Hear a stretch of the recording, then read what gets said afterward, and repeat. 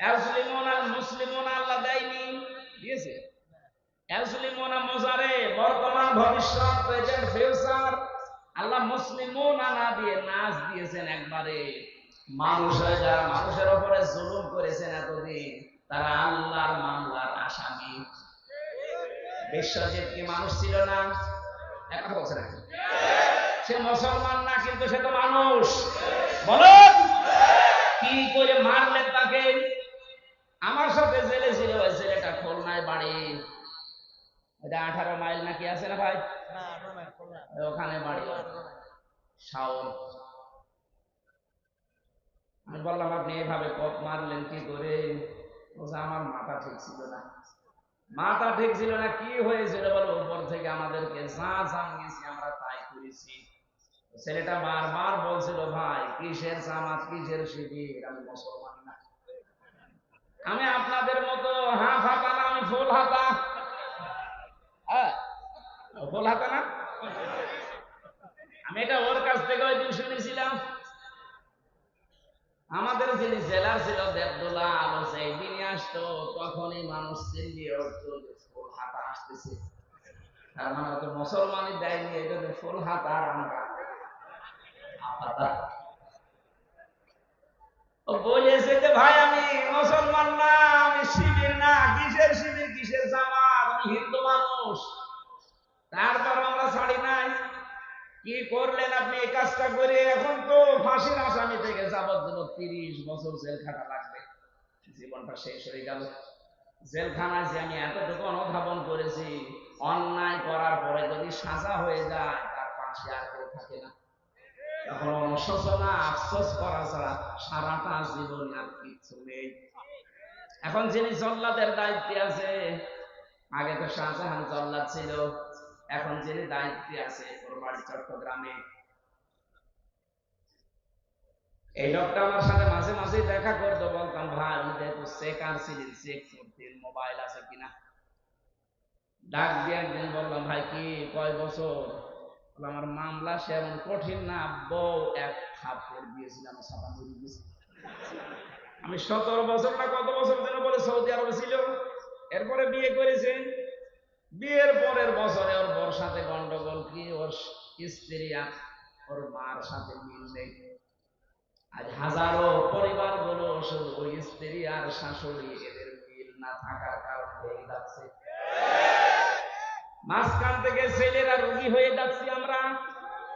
এই কথা বলেন না কেন? এই পুত্রবধূর মন যদি আমার মনে হয় ব্রড মাইন্ডের হতো, ন্যারো মাইন্ডের না হয়ে, কোন সন্তান বাংলাদেশের আলাদা হতো না।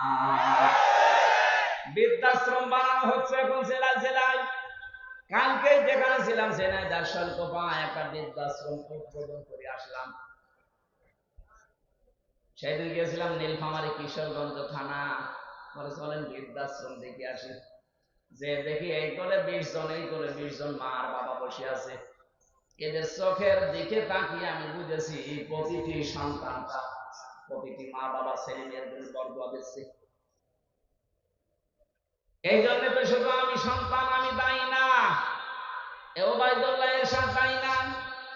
আমার এই মাকে বাবাকে বৃদ্ধাশ্রমে রাখা, আলাদা করে দেওয়া, এর পেছনে দায়ী 100 ভাগের 80 ভাগ আমার বউ। হবে না কেন? ওর যেন সহ্যই হতে চায় না, অথচ ওর নিজের মা বাবা যদি সারা জীবন থাকে একটা কথাও বলে না। কেন স্বামীর মা বাবাকে নিজের মা বাবার মতো মনে করা যায় না?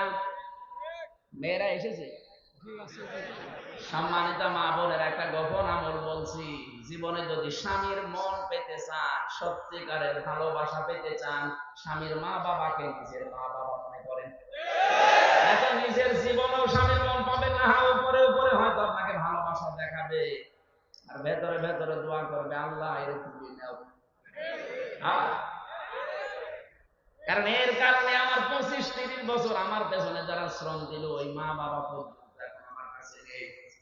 নাকি ঢাকা শহরে এগুলো হয় না?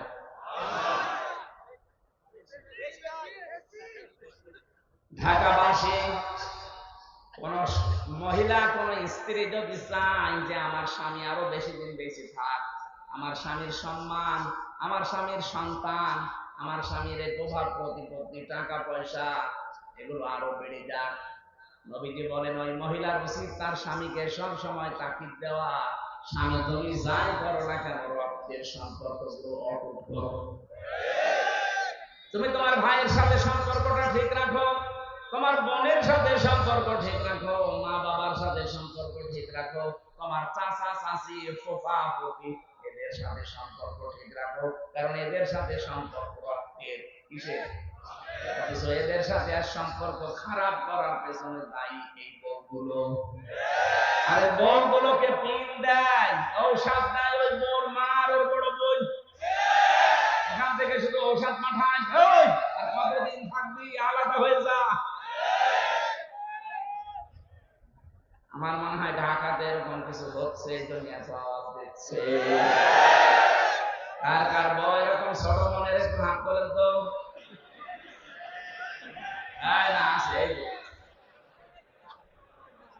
কোন জাহান নামে আছে আপনি টের পাচ্ছেন না, আমি টের পেয়েছি। এটা ক্যামেরাটা একটু ওইদিকে ঘোরাও, তামাম দুনিয়ায় দেখা যায় আল্লাহ দুনিয়াটা পাওয়া গেছে। না ভাই, খুব ঝামেলা আছে। এতদিন পর্যন্ত মেয়ে লোক ক্ষমতায় ছিল, এই জন্য নারী নির্যাতনের আইন খুব কড়াকড়ি। চাচা এরশাদ একবার গিয়েছিল, পুরুষ নির্যাতনের আইন সাদা সিঁড়ি করেনি। যদি একটু শক্ত আইন করে যেত তো পুরুষ নির্যাতনেরও আইন আছে। বলেন তো এই যে জল্লাদটা, ওখানে একটা থাপ্পড় দিয়েছিল ওখানে সংশোধন করার জন্য। বউ শুধু কারণে অকারণে মায়ের সাথে তর্কাতর্কি করতো, মাকে কিছু দিলে বউ রাগ করতো। শেষ পর্যন্ত বলছে আমি যে একটা থাপ্পড় দিলাম, যে আমার টাকা আমার মাকে দেবো, তোর কি। ছাতা মরে গেল, অথচ আজ আমি 30 বছর জেল খাটতেছি। একটা মানুষ বলেন তো 17 বছর বিদেশে, 20-22 বছর না হলে তার বিদেশ যায়নি। মনে করেন 20 বছর, 17 বছর আর 30 বছর, কত হয়? ওর জীবনে আর কি থাকে? এজন্য জেলখানার একটা অভিজ্ঞতা আপনাকে আমি বলছি শিক্ষার জন্য। আবেগে পড়ে কোনো কিছু করতে যাবেন না। একবার যদি জীবনে কোনো ঝামেলা হয়ে যায়, সারা জীবন ওই 4 দেওয়ালের মাঝে বসে পস্তাবেন, কাউকে পাবেন না। আমি তো কিছু না করে গেছি তাই কাউকে পাইনি, আর আপনি অপরাধ করে যাবেন, আপনার বউ তখন অন্য জায়গায় চলে যাবে, আপনার ছেলে মেয়ে আপনার শত্রু হয়ে যাবে। পারিবারিক এই সমস্যার কারণে কত সন্তান পর্যন্ত তার বাবার নামে দেখলাম মামলা দিয়েছে। কে ভাই আপনাকে মামলা দিয়েছে? কে বলে আমি আমার ছেলে, ওর মাকে নাকি আমি মেরে ফেলেছিলাম। বলেন নাউজুবিল্লাহ। এটা শুধু পারিবারিক জীবন গেল, সামাজিক আছে, রাজনৈতিক আছে, আন্তর্জাতিক কিছু নিয়ম আছে। আমরা যেন সতর্ক থাকি। যদি কোনো কারণে কোনো অপরাধের সাথে জড়িয়ে আবেগে হোক, কারণ নির্দেশে হোক, একবার যদি আপনি চলে যান, শাস্তি পেয়ে যান, তখন ওই নেতাকে আর খুঁজে পাবেন না। আমার ভাইরা, আমি যেটা বোঝাতে চাচ্ছিলাম, আমাদেরকে আজকে থেকে জুলুম, এখান থেকে একেবারে পুরো জীবন মুক্ত হওয়া লাগবে। নাই তো আমি কিন্তু আল্লাহ মামলার আসামি হয়ে যাচ্ছি। পুলিশের কাছে বাধা দিলে হয় পুলিশ বাদী কেস, আর মানুষের উপরে জুলুম করলে হয় আল্লাহ বাদী কেস। মানুষের উপরে জুলুম করলে কেস করবে কে? আপনি লক্ষ্য করেছেন শব্দটা? আল্লাহ বলেন আমি নিজে মামলা দেব। মামলার বাদী যত বড় হয়, মামলা তত কঠিন হয়। আমাদের নামে মামলা দিয়েছিল রাষ্ট্র। যদি এরশাদ ভাই দিত এসরের মধ্যে, আমি 3 দিন আটকে রাখতে পারতো না। যত টাকা লাগে টাকা পয়সা দিয়ে বেরিয়ে চলে আসতাম, কারণ আমি আকিস গ্রুপে চাকরি করতাম। কয় টাকা লাগবে আপনার বলেন? এমন মানুষ মামলা দিয়েছে, টাকা না লাল দাগ দিয়েছে। যতবার করবেন মামলায় জামিন হবে না। এজন্য মামলার বাদী যত বড়, কেস তত কঠিন হয়। এখানে আল্লাহ পাক নিজে মামলার বাদী জালেমদের বিরুদ্ধে। সুতরাং এই 15.5 বছরে 1628টা চেয়ারে যারা ছিল এই দেশে, প্রত্যেকেই আল্লাহর মামলার আসামি।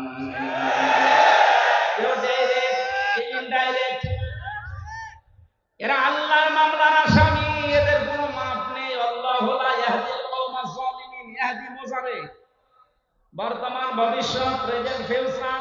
আল্লাহ বলেন জালেমদের আমি হেদায়েত দিচ্ছি না, দেব না।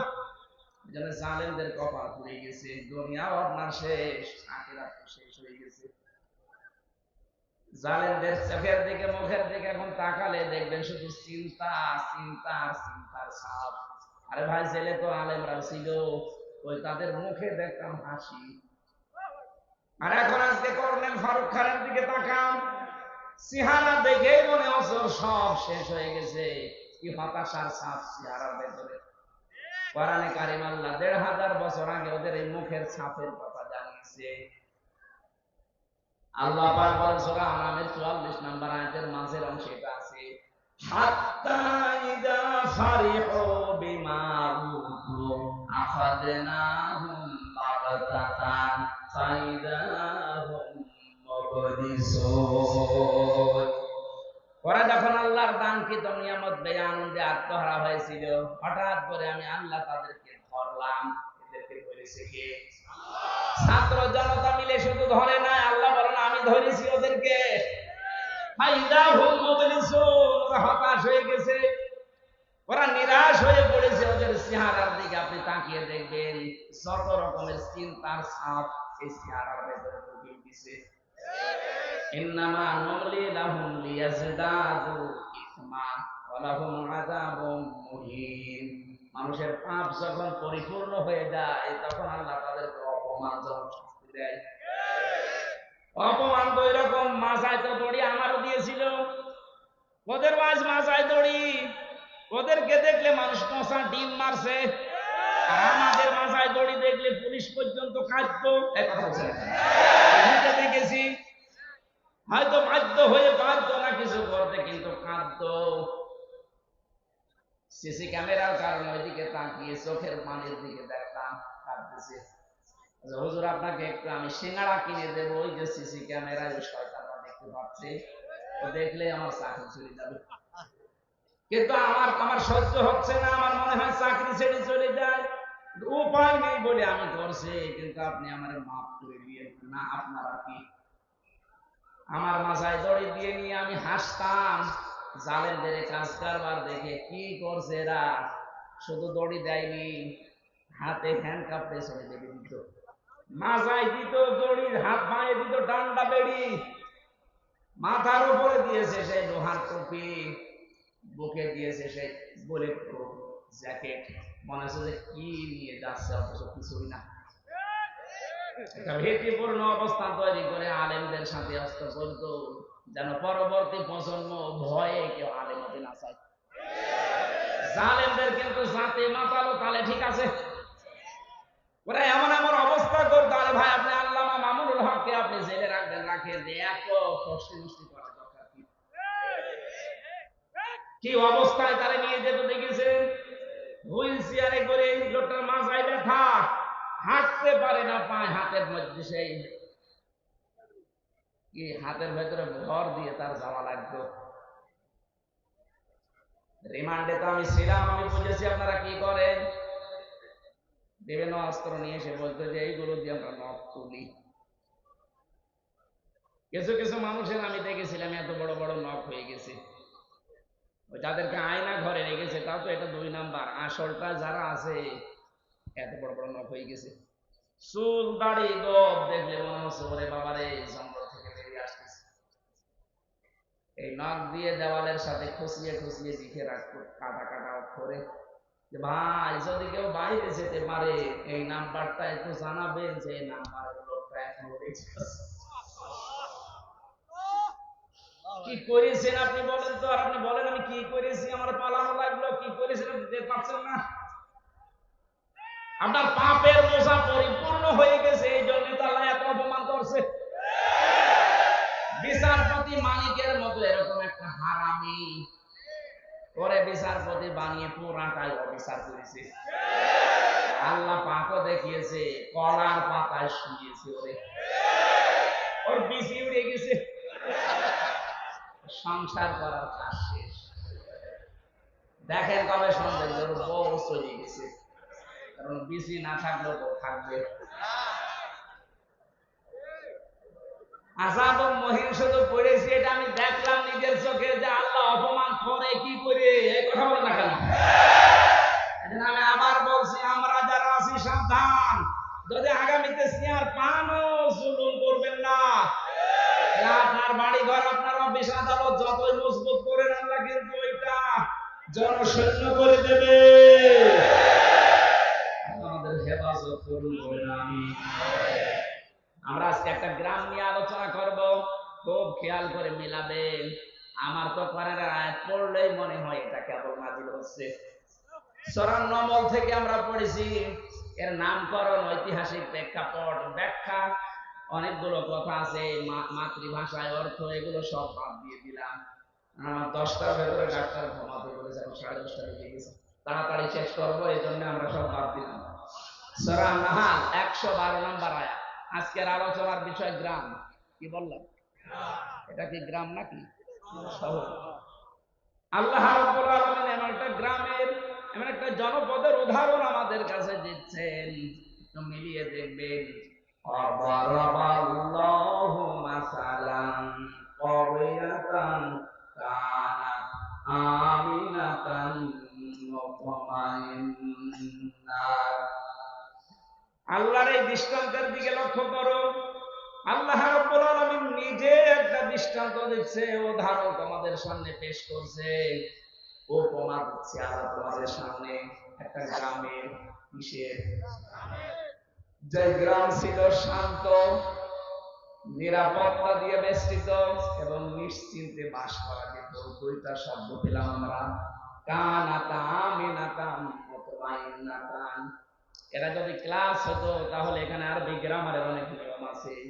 ক্বরিয়াতান, কানাত, আমিনাতান, মুতমাইন্নাতান, এই শেষের তা গুলো কেন এসেছে? এগুলো ক্লাস হলে বোঝানো ভালো হয়। যত তাফসীর মাহফিল, আল্লাহ পাক দুইটা সুন্দর সুন্দর উদাহরণ এখানে সেট করলেন। এক নম্বরে এমন গ্রাম যেটা নিরাপদ এবং নিশ্চিন্তে বাস করা যেত।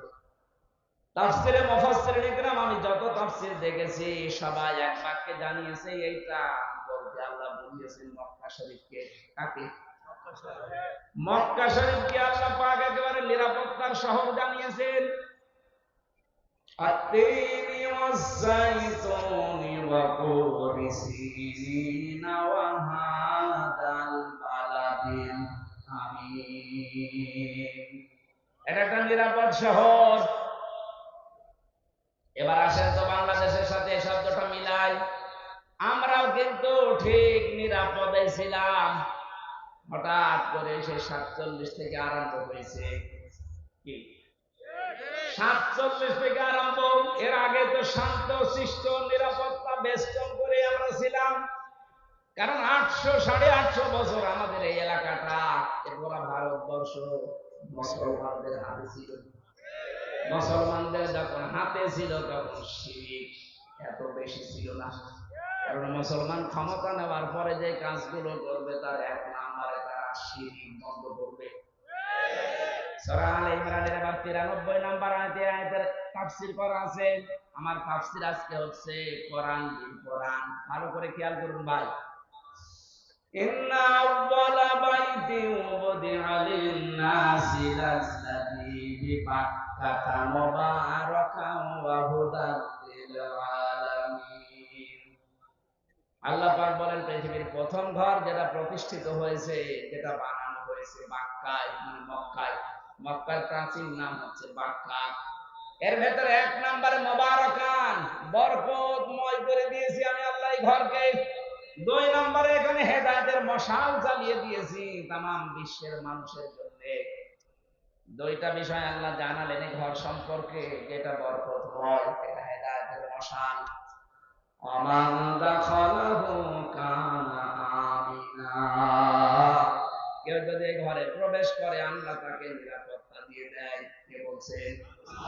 কি পেলেন আয়াত শোনার পরে আপনি খালি শুনিয়েই যাবেন, আমি বলে যাব না। এখান থেকে কিছু নিয়ে আমাদের জীবনে এবার লাগানো লাগবে।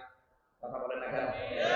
আল্লাহ যে বললেন আমান দাখালাহু কানা আমিনা, এই ঘরের এরিয়ার ভেতরে যারা আসবে তাদেরকে নিরাপত্তা দেবে কে? আপনি দেখেছেন কেমন নিরাপদ ঘর? অথচ এরিয়ার বাইরে গেলে দেখবেন ছিনতাই হয়, মারামারি হয়, গালাগালি হয়, দেখলে মেরে ফেলবে। কিন্তু এলাকার ভেতরে আপনি যতক্ষণ থাকবেন, সে আবহমান কাল থেকে কেউ যদি বাবার হত্যাকারী কেউ দেখে যে কাবার চত্বরে কিচ্ছু বলতো না, এমন নিরাপদ আল্লাহ দিয়েছিলেন। এখন আমার প্রশ্ন, এই বাংলাদেশ কি কাবা শরীফ? কথা বুঝে উত্তর দেবেন। বাংলাদেশ কি কাবা শরীফ? এটা কাবা থেকে ৬,০০০ কিলোমিটার দূরে। তাহলে আমাদের ৫৬,০০০ বর্গ মাইলকে নিরাপত্তা দিয়ে বেষ্টন করা লাগবে না? কি শত্রু দেখতে পাচ্ছেন না চারিদিকে? পাশের রাষ্ট্র আমাদের প্রতিবেশী, ওদের সাথে যাদের যাদের বর্ডার আছে তারা প্রত্যেকটা বর্ডারে মার খায়। পাকিস্তান বর্ডারে মার খায়, চীনের বর্ডারে মার খায়, মায়ানমারের বর্ডারে মার খায়, নেপালের বর্ডারে মার খায়। যত মার আমাদের দেয়, ওরা মার খেয়ে শেষ করে না। দেখবেন পাকিস্তানে আর চীনের কাছে মার খেয়ে ওরা বলিউডে সিনেমা তৈরি করে। ওইটা দিয়ে ওরা সিনেমা বানায়। সিনেমার নায়ক দেখেছেন? আল্লু অর্জুন, রামচরণ, প্রভাস, এদেরকে দিয়ে সিনেমা বানায় আর ওটা আবার হিট করায়। আর এইটা দিয়ে আমাদেরকে টাকা পয়সা যা উপায় হয় ওটা দিয়ে আমাদের মারে। ওরা মায়ের খায় পাকিস্তানের বর্ডারে, চীনের বর্ডারে, মায়ানমারের বর্ডারে। আর মারে কাদের? বলেন। নিরাপত্তা দেওয়ার জন্য এবার কি লাগবে বলেন? আল্লাহ বলেন, এতে কাবা শরীফ না তোমার এই বাংলাদেশ, ৬,৫০০ কিলোমিটার দূর। তাহলে এইটাকে যদি নিরাপত্তা দিয়ে ঢেকে রাখতে চাও কি করা লাগবে? এবার আসেন, আমি বলছি সূরা আনআম ৭ নাম্বার পারা ১৭ নাম্বার পৃষ্ঠা, প্রথম নাম্বার লাইনের ৮২ নাম্বার আয়াতের প্রথম অংশে আছে। আধুনিক যে তাফসীর আছে সব মিলাবেন, এটা পাবেন। আল্লাযীনা আমানু ওয়া লাম ইয়ালবিসু ঈমানাহুম বিযুলমিন উলাইকা লাহুমুল আমনু ওয়া হুম মুহতাদুন। আল্লাহ পাক বলেন, যারা ঈমান আনবে আর ঈমানের সাথে যারা জুলুম মিশ্রণ করবে না। এখানে জুলুম মানে শিরক। জুলুম মানে কি? যারা তাদের ঈমানের সাথে শিরক মিশ্রণ করবে না, আমি আল্লাহ গ্যারান্টি দিলাম, উলাইকা, যারা এইভাবে হাত দিয়ে দেখাচ্ছে বাংলাদেশের দিকে যে উলাইকা, এই মানুষগুলো লাহুমুল আমনু, এরা আল্লাহর কাছ থেকে নিরাপত্তা পাওয়ার হকদার। তাহলে বাংলাদেশ যদি নিরাপত্তার চাদরে কাবা শরীফের মতো ঢেকে রাখতে চান, এ দেশ থেকে জুলুম শিরক বন্ধ হওয়া লাগবে। এদেশে শিরক নেই বলেন? প্রকাশ্য শিরক চলছে একটা, যে ক্ষমতার উৎস জনগণ, এটা শিরক। এটা কারা আছেন এই বিশ্বাসে আমি জানি না। হ্যাঁ আছেন আপনারা, আমি জানি অনেকেই আছেন এই বিশ্বাস। এখনই পাল্টানো লাগবে, এটা শিরক। কারণ আল্লাহ যেটা পারে ওটা অন্য কেউ পারে, এই বিশ্বাস করার নাম শিরক। আর শিরক যারা করে তারা মুশরিক। কথা বলে না কেন? আইন দিতে পারে কে? অন্য কেউ পারে। ক্ষমতা দেখাতে পারে কে? অন্য কেউ পারে। সুতরাং আল্লাহ যেটা পারে ওইটা অন্য কেউ পারে। বিশ্বাস যারা করেন, ক্ষমতার উৎস আল্লাহ বারবার বলছে, আল্লাহ কুওয়াতা লিল্লাহি জামিআ ওয়ালিল্লাহুম্মা মালিকাল মুলকি তুতিল মুলকা লিল্লাহি মুলকুস সামাওয়াতি ওয়া মা ফিল আরদ। এরকম ৯৫০ উপরে আয়াত আছে। ডাইরেক্ট ইনডাইরেক্ট ক্ষমতার উৎস কে? আল্লাহ। সেইটাকে আজ উল্টিয়ে ফেলেছেন আপনি। আপনি বলছেন না ক্ষমতার উৎস জনগণ। এই বিশ্বাস করেন কারা? আমি জানি না। যারা করেন এখনই মত পাল্টান। আপনার বিশ্বাস যদি এখনই না পাল্টে ওইভাবে মারা যান, আপনি শিরক করছেন। আর শিরক করলে আপনি মুশরিক। শিরক যতদিন এই দেশে চালু থাকবে, আপনি বহির্বিশ্ব থেকে যত রকমের ষড়যন্ত্র আন্তর্জাতিক চলছে, জীবনও আপনি মুক্ত হতে পারবেন না।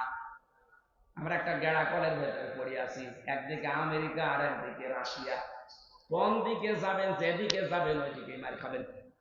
রাশিয়ার দিকে ঝুঁকে আসলে আমেরিকা মারবে, আমেরিকার দিকে গেলে রাশিয়া মারবে।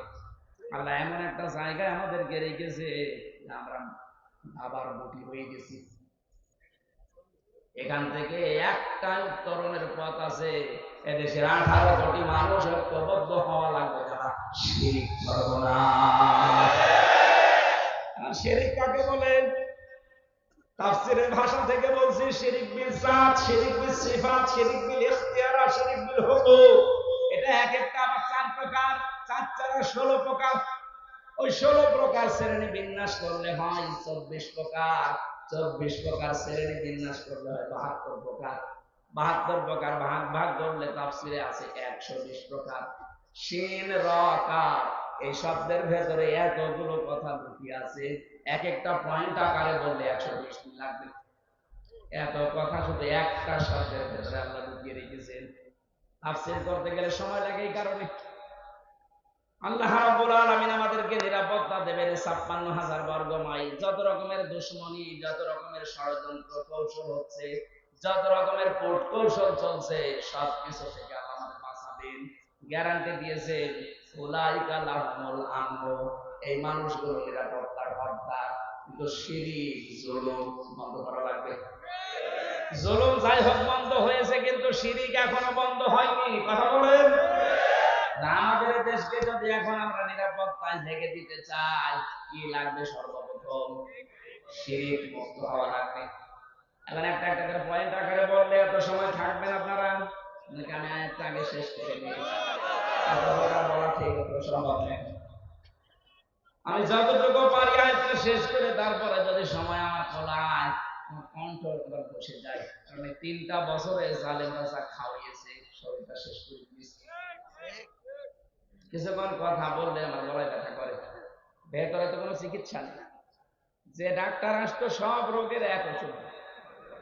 কেউ যদি বলে আমার পেটে ব্যথা ওষুধ দেয়, কেউ যদি বলে আমার নুনু ব্যথা তো এক।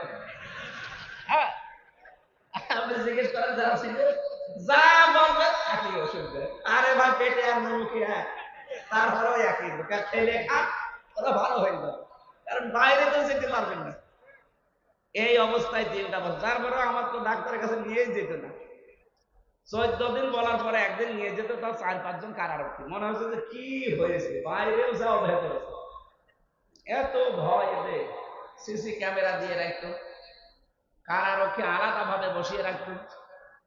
কি বলেন তো, আমার শরীর চলে না, আর এরা এত ভয় পায়। আমাদের মামুন হক সাহেবের হুঙ্কার দিতাম, তাও তো হইত। আমার এমনি শরীর ভালো, আর তারপরে ওদের মারা যদি কলে যায় কাপড় উঠে যাচ্ছে, 4-5 জন আমার পেছনে লাগবে। ঢাকাবাসী, আমি যে আয়াতের প্রথম 2টা শব্দ আল্লাহ জানিয়েছিলেন যে এমন একটা নিরাপদ শহর ছিল, যে শহরের 2টা বৈশিষ্ট্য, একটা নিরাপত্তা আর একটা নিশ্চিন্তে বসবাস করা। রব্বুল আলামিন বলেন ইয়াতিহা রিজকুহা রাগাদাম মিন কুল্লি মাকান। বিশ্বের বিভিন্ন দিক থেকে তাদের দেশে জীবন উপকরণের জন্য যা লাগবে সব আসতো। আরে ভাই 47-এর আগের ইতিহাসগুলো আপনি পড়ে দেখেন, আমি তো দেখি নাই, শুধু পড়েছি। কি শান্তিতে ছিল তারা, কি অবস্থায় ছিল তারা। 850 বছরে এলাকাগুলো মুসলমান শাসন করেছে। একটা মানুষের উপরে জুলুম অত্যাচার হয়েছে প্রমাণ নেই। যদি একটু কিছু পাওয়া যেত, ওর সঙ্গে সঙ্গে বিচার হয়ে যেত। বাদশাহ নুরউদ্দিন, বাদশাহ জাহাঙ্গীর, এর কাছে একটা বুড়ি মহিলা তার যুবতী পুত্রবধূকে নিয়ে এসে বলছে, বাদশাহ জাহাঙ্গীর, তোমার এলাকায় আমি বসবাস করি, আমার ছেলেটা প্রশাসনে চাকরি করে। প্রতিদিন রাতের বেলা একটা দুর্বৃত্ত এসে আমার ভয় দেখায়। আমার এই পুত্রবধূ খুব সুন্দরী, তার ইজ্জত সম্মান লুণ্ঠন করার জন্য তোমার কাছে বিচার দিয়ে গেলাম। আজকে রাতটা যদি নিরাপত্তা দিতে পারো আমাদের দাও, যদি না দিতে পারো তাহলে আমি সকালে এখান থেকে চলে যাব। যাওয়ার আগে একটা কথা বলে গেলাম, তুমি যে আল্লাহকে বিশ্বাস করো, কিয়ামতের দিন ওই আল্লাহর সামনে তোমার বিরুদ্ধে আমি নিজে মামলা দেব। বাদশাহ জাহাঙ্গীর কোনো কথা বলে না, চলে গেল বুড়ি মহিলা রাগ করে। যাওয়ার সময় বলছে, বাদশাহ আমি কিন্তু তোমাকে হতে দেখেছি, জন্ম নিতে দেখেছি, আমার সামনে তুমি জন্ম নিয়েছো, একটা কথারও জবাব দিলে না। ঠিক আছে আমি গেলাম, কিয়ামত তো বিশ্বাস করো, কিয়ামতে হবে তোমার সাথে দেখা। রাতের বেলা হযরতে বাদশাহ জাহাঙ্গীর রহমতুল্লাহ আলাইহি উনি চলে গেলেন রাতে ঘোড়া নিয়ে, যে দেখলেন প্রাচীরের কাছে একটা ঘোড়া বেঁধে রাখা আছে আর ভেতরে আওয়াজ হচ্ছে বাঁচাও বাঁচাও। উনি নিজের ঘোড়াটা পাশে রাখলেন, পাঁচির টপকিয়ে ভেতরে ঢুকলেন। বুড়ি মহিলাকে ডাক দিয়ে বলে যে টিম টিম করে আলো জ্বলছে, আলোটা লিভিয়ে দাও। ভেতরে যাওয়ার পরে ওনার পুত্রবধূর শরীরের উপরে যে অত্যাচার চালাচ্ছিল এটা দুর্বৃত্ত, নিজে মাথাটার চুল ধরলেন, তরবারি বের করে এক কপি আলাদা করে দিলেন। বুড়িকে এসে বলে ঠিক আছে এবার আলো জ্বালাও। আলো জ্বালানোর পরে তিনি দেখলেন, দেখার পরে বললেন আলহামদুলিল্লাহ। বুড়িকে ডাক দিয়ে বলে এক গ্লাস পানি নিয়ে আসো। পানিগুলো তিনি 3 ঢোকে পান করলেন। ডাক দিয়ে বলেন বুড়ি সকালে আমার সাথে যাবে, দেখা হবে তোমার। সকালে পুত্রবধূ নিয়ে গেছে রাজদরবারে। ডাক দিয়ে বলে বুড়ি এসেছো, তুমি কি জানো কেন আমি তোমাকে বাতি নিয়ে দেওয়ার জন্য বলেছিলাম? না জানি না। তুমি যখন আমার কাছে নালিশ দিলে, বিচার দিলে, ওই সময় থেকে আমার মনের ভেতরে একটা আশঙ্কা হচ্ছিল যে আমার বাড়ির এত কাছে আমার ছেলে ছাড়া এই দুষ্কর্ম করার সাহস কারো হবে না। মনে মনে ভাবলাম আমার ছেলে আমার এই মেরে ফেলা লাগবে। রাতের বেলা গিয়ে দেখি যখন এই চিৎকারের আওয়াজ, মেয়েটার কণ্ঠের আওয়াজ পেয়ে আমি নিজে বাবা হয়ে আমার সন্তানের গলায় ছুরি লাগাবো কি করে, এই জন্য আলো দিবাতে বলেছিলাম যেন মায়া আমার সামনে এসে না দাঁড়ায়। এক কপে আলাদা করার পর আমি ছেড়ে দেবো, দেই নাই। চিন্তা করলাম আলোতে নিয়ে দেখি আসলে কার মাথা। যে দেখি না ছেলেটা আমার না অন্য কারো, তখন আমি খুশি হয়ে শুকরিয়া আদায় করে ফেলে দিলাম আলহামদুলিল্লাহ। পানি আনতে বলেছিলাম এই জন্য, যখন বিচার দিয়েছে ওই দিন থেকে শুরু করে ওই সময় থেকে এ পর্যন্ত এক ঢোক পানি আমি খাইনি, কারণ তুমি কিয়ামতে বিচার দেবে আমাকে হুমকি দিয়েছো। নিজের মাথার যে মুকুট আছে বাদশার, ওইটা ওই মেয়েটার বুকের পায়ের উপরে রাখলেন। পায়ের কাছে রেখে বাদশাহ জাহাঙ্গীর ডাক দিয়ে বললেন বুড়ি মুসলমানদেরকে কি মনে করো আমি জানি না, আমার যে মাথার মুকুট, এই এই এলাকাটা আমার বাপ দাদারা মিলে আমরা আজ মুসলমানেরা 850 বছর শাসন করছি। বিশাল সাম্রাজ্যের দাম আল্লাহর কাছে আমার এই মুকুটের যতটুকু দাম আছে তার চাইতে বেশি মূল্য তোমার পুত্রবধূ ইজ্জতের। ইসলাম শক্তি যদি এসে যান, কোনদিন জোর জবরদস্তি করে আপনাকে ধর্ম গ্রহণ করানো হবে না। হয়তো আপনাকে বলতে পারি